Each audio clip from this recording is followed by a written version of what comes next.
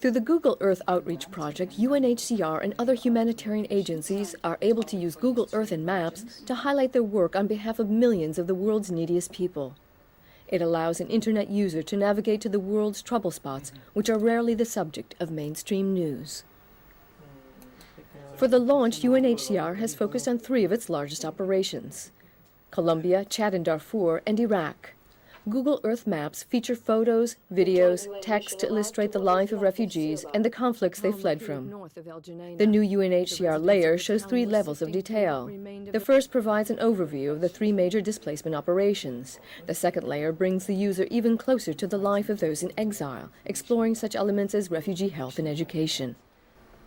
Some testimonies. The third level, the macro view, takes the online visitor into a refugee camp, allowing examination of schools, water points, and other infrastructure found in a typical site.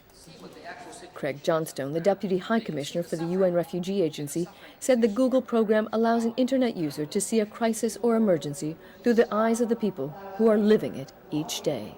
During the course of 2008, we're going to spread that around the world and try and capture all of the major sites and make sure that they're all available so that people can see what the actual situation is on the ground.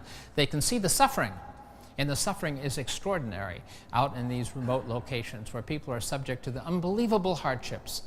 And the idea here is to take an abstract concept, refugees in some country that people have never visited and may in fact never visit, and take them there virtually so they get a sort of intuitive understanding of what the real issues are that are faced by people.